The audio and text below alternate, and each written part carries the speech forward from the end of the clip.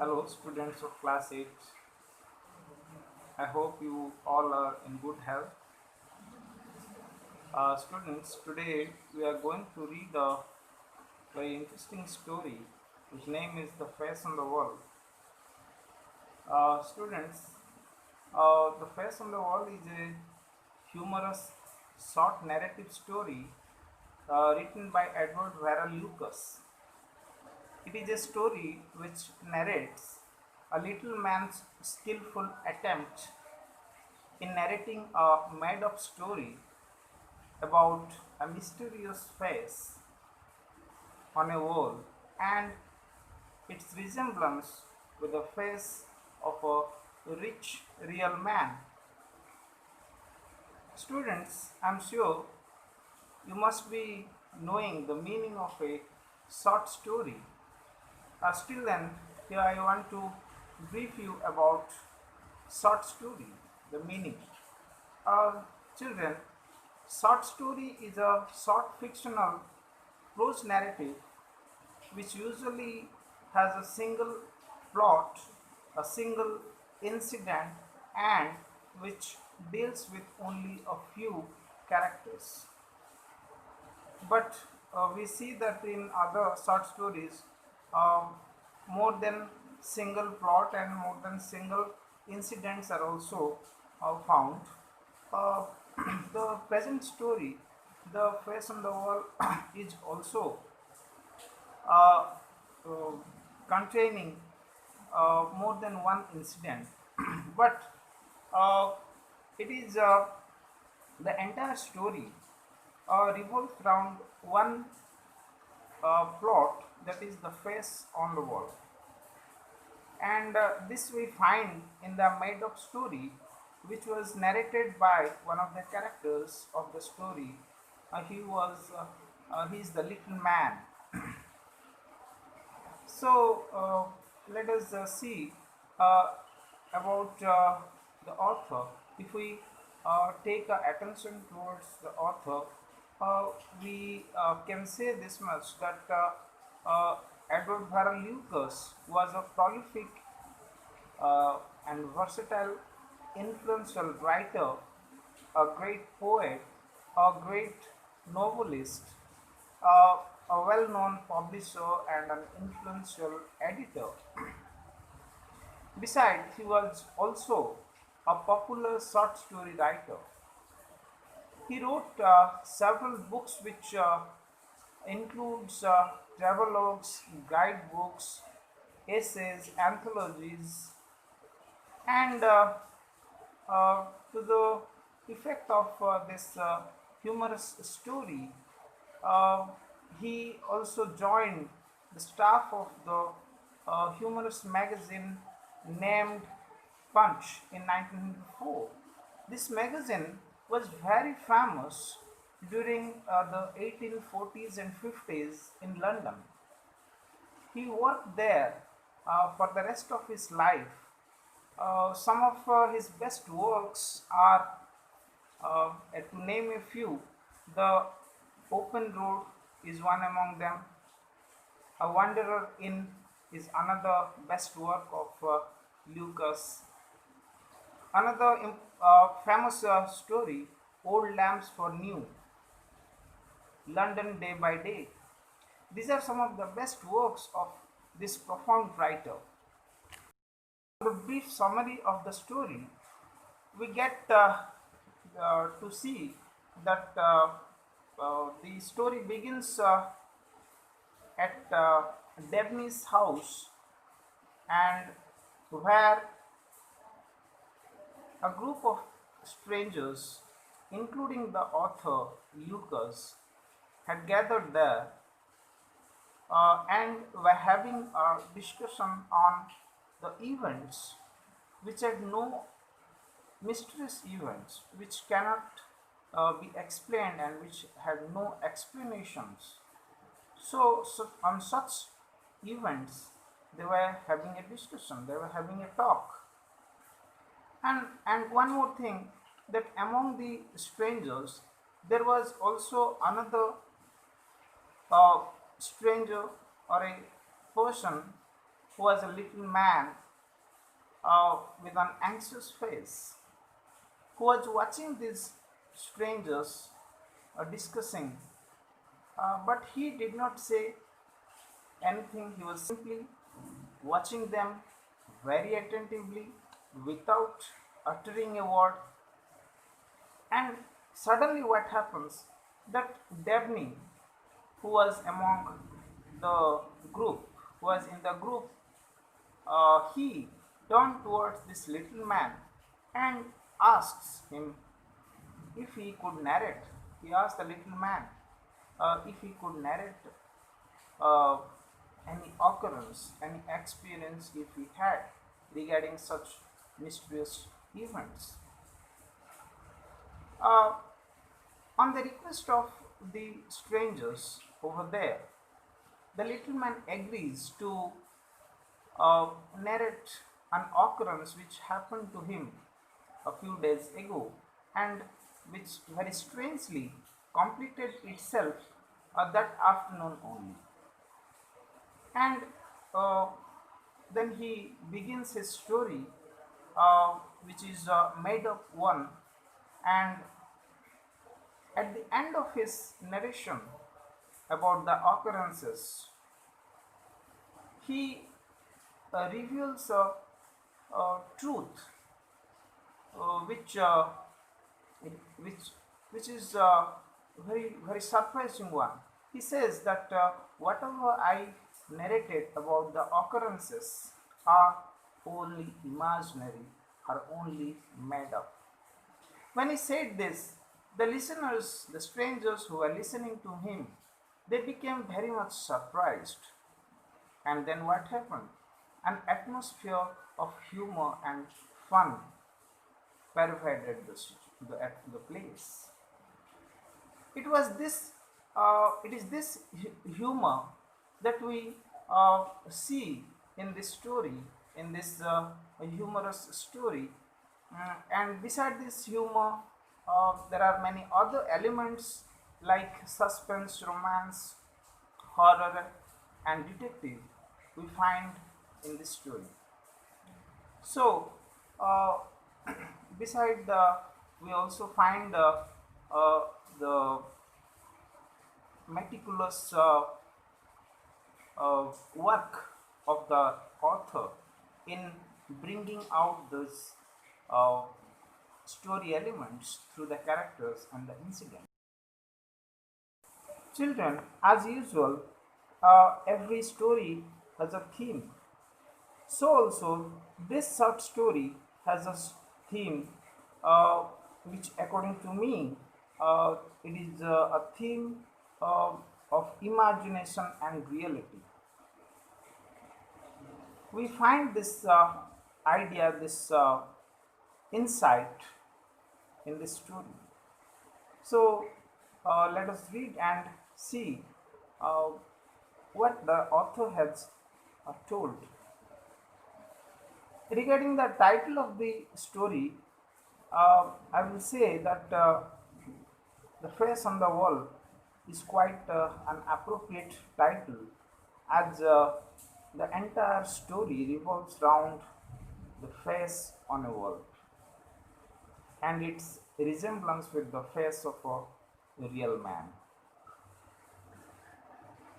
Children, regarding the characters, if we put a focus on the characters, we will see that there are two types of characters in the short story. Among the characters, the major characters are the little man, Mr. Almond Wall, and Evilutus, who was also uh, who is also one of the characters who was found in the group at Dabney's house. Children, beside these major characters, there are also some minor characters, but few in number. They are the two ladies and a little girl. But these minor characters are set aside to the background, uh, but we'll focus on the uh, major characters. We'll see how the writer, the author, has portrayed these major characters as well as the minor characters in the story.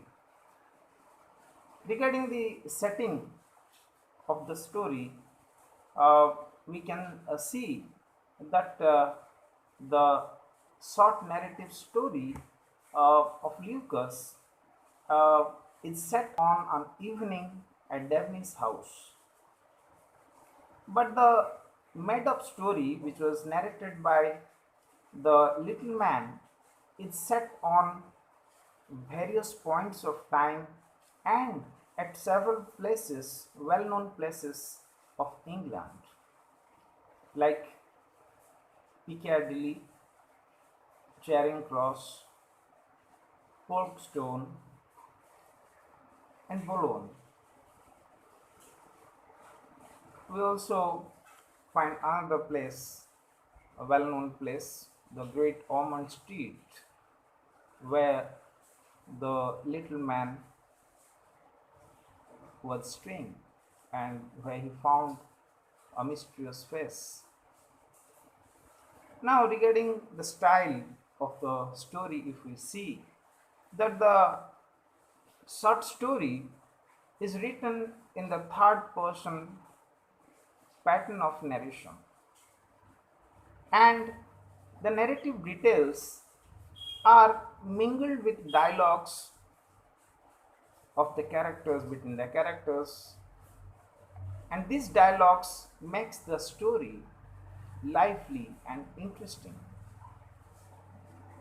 Children, the story, style, and the prose techniques which we find in the story are very well and appropriately and skillfully used by the author. He meticulously tried to bring out the story elements, suspense, romance, humor, horror through the characters and the events before the readers. And if we would like to appreciate the story, we can say that the short story is appreciably a well written one, which reflects the human follies and the obsession for getting the things about which uh, the human being obsessively imagines to be existing in reality and struggles for it very hard. But in the end, what he finds that what he was imagining is not possible to get. So now, children, let us go through the paragraphs of the story and see what are the interesting stuffs present in the story. Now, children, I am having uh, this book with me, and I have opened the page. I have opened the book at page 1 where the story begins. So it is my instruction to you that you also hold your book while watching this video. Now I am reading this, in the paragraph, the lines. You also look at these lines and try to understand. The author, E.V. Lucas, says in the beginning of the paragraph that we were talking of events which cannot be explained by natural causes at Daphne's last evening. Most of us had given an instance without producing much effect. Among the strangers to me was a little man with an anxious face. He watched each speaker with the closest attention but said nothing. Then Daphne turned to him and asked if he had an experience he could narrate. He thought a moment. Well, he said, Not a story in the ordinary sense of the word, nothing like most of your examples. Truth, I always believe, is not only stranger than a made up story, but also greatly more interesting. I could tell you an occurrence which happened to me personally and which strangely enough completed itself only this afternoon.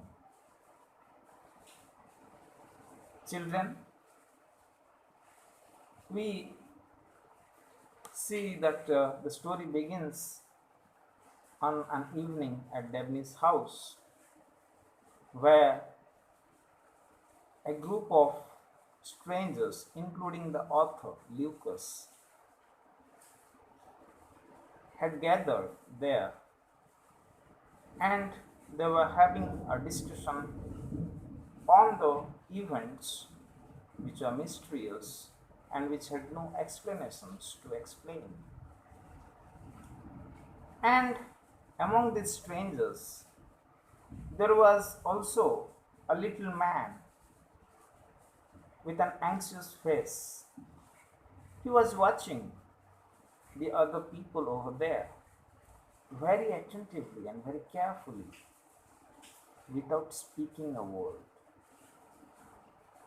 Suddenly, Dabney, Dabney is one of the characters.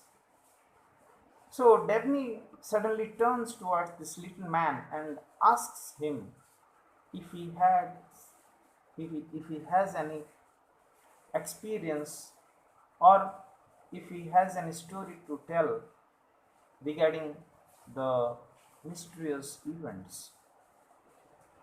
To this, the little man said, my story is a little bit different from yours. What I am going to tell you is a real occurrence which happened to me some days back, and very strangely, this story completed itself this afternoon. Very strangely, it completed this afternoon. When he said this, all the people over there in the gathering, they begged him, they requested him to narrate his experience or the occurrences which he knows. On their request, the little man agrees to narrate the occurrences which happened to him. Now he begins his story with the word a year or two ago. I was in rooms in an old house in Great Ormond Street. The bedroom walls had been painted by the previous tenant, but the place was damp and there were great patches on the walls. One of these, as indeed often happens, exactly like a face. Lying on a bed in the morning and delaying getting up, I came to think of it as real as my fellow lodger. Children, see two important things in these two paragraphs which I read. In the beginning of the first paragraph, we see the word we. This is clearly evident that the author is narrating the story and he is narrating in the first person.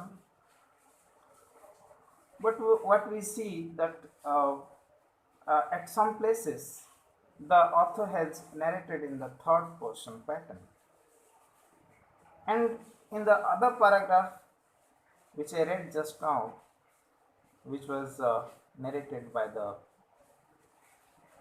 little man, he also here narrates in the first person pattern of narration. From the word I, it is clearly evident that the narration is in the first person pattern. And what we see more in the story, that the narrative details are mingled with the dialogues of the characters. This is very beautiful. This is uh, very interesting, and which makes the story lively and interesting. Now, what the little man says here in his made up story, that remember, children, one thing, that now the little man begins his story, starts narrating his story, and this is actually a made up story, an imaginary story, an unreal story, but this was not known to the listeners, to the strangers who were listening to him, who requested him to narrate. It is only at the end of the story of his narration he reveals to the listeners that whatever he spoke about the occurrences were all unreal and made up. Now, what he says in the first paragraph of his narration, that 1 year or 1 or 2 years ago, this little man had been to uh, the Great Ormond Street, and he took a house on rent, which was the house was old one, having damp walls, having patches on the walls, and he gives a description of the place. He says that the place is very damp, and the house is very old, and um, there were patches on the walls. And one more interesting thing he says, that among the patches that were there, that were seen on the walls, there was a different kind of patch, a very mysterious one, which looked like the face of a man. It looked exactly like the face of a man. This was totally out of thought, out of his imagination. He could not understand how is it possible that that page could look like a real face, having a curious nose and a remarkable head. Then what happens, that after some time he falls ill due to a respiratory disease called influenza. He says that when he was staying there, while there, I fell ill with influenza, and all day long I had nothing to do but read or think. And it was then that the face began to get a far more hold of me. It grew more and more real and remarkable. I may say that it filled my thoughts day and night. There was a curious curve of the nose, and the forehead was remarkable. Now, children, you see, a suspense gets created here, and this story element is very meticulously used by the author Lucas. When the little man sees the face, after some time, the face began to get a firmer hold of him. It controlled him, gradually started controlling the little man, and it fully controlled him. It happened like the face is hypnotizing him, or has hypnotized him. He couldn't understand what was going on, and the face grew more and more hold of him.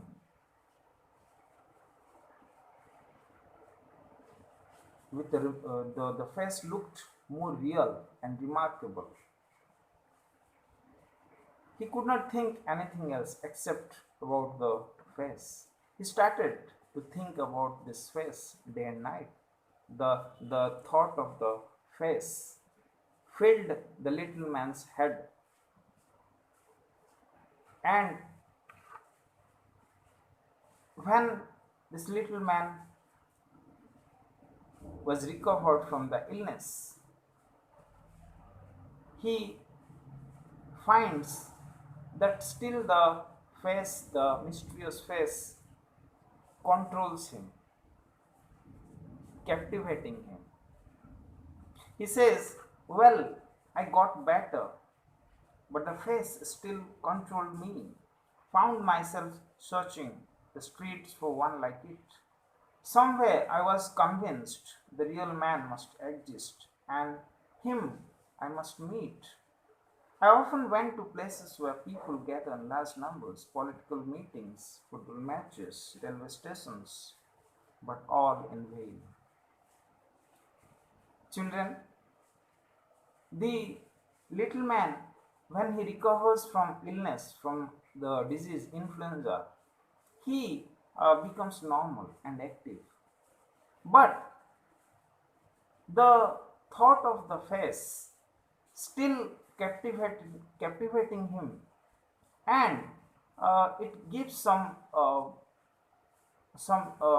it tells something to this little man to do. Somewhere from deep, somewhere deep from his mind, somewhere deep inside his mind, a thought was growing, and the thought came and told him that he should go out in search of the real man. The deep thought became like an obsession with him. The thought told him that there is a real man whose face resembles with the face on this world, and this man is existing somewhere in this world. So when he was convinced with this idea, with this thought, with this obsession, he decided to go out in search of the real man. So he set out to find out, to search this little man, and he went to several places, especially the crowded places, the public meetings, football matches, railway stations, where normally we find crowd of people, people in large number. But what happens? All his efforts till now could not bring any positive results. All his efforts went in vain. But the ardent belief of the existence of the real man still compelled this little man to continue his search. And what he does? He still continued his journey, his search for the real man. The search became a madness with me, the little man says, that the search became a madness with me. I neglected everything else. I stood at busy corners watching the crowd until people thought me mad. I never looked at women, men all the time. Now, the little man says that uh, even after a long search, an arduous work, journey to different places, I could not find this man. But the the thought still compels me to keep my search continuing. And with this belief, I continued my search. And the search became a madness with him. It became a mania. Mania is a psychological disorder. It is seen in some people who become obsessed for something. So also we see this thing this mania, this madness with this little man, as he says that the search for became madness with me. And due to this obsession, he neglected everything else, whatever responsibilities and work he had. He neglected them totally. And only one thing remained with him, one aim he had, that is the search for the real man. So, with this idea, he again continued his search, and uh, even more, he went to the busy corners of the streets, and he used to stand there and stand there watching the crowd of people until people thought him to be mad. He looked at these busy corners, he looked at the people, at the man, only at the man, not at the women, because his only aim was to search the real man. It became an obsession. Obsession, this when this state of mind. This is a state of mind which compels the man, the person, to do that work for which he thinks. So he stood at the busy corners and started looking at the male persons with the hope that someday or at some time he would meet the man for whom he is searching for a long time. Children, we see that this state of mind also seen in many people, especially this obsession we see in the people who are engaged in some research works. The scientists, you see, when they are working on some research, they become very much obsessed for that work. They forget everything else and works for the research. Like that, this little man became very much obsessed with the thought that there must be a real man whose face resembles with the face on the wall which he saw in his room.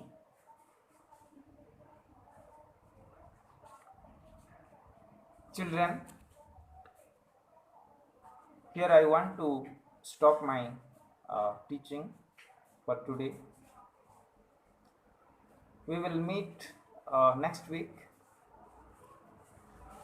on the same day, and I'll give some writing work, home tasks to you all, and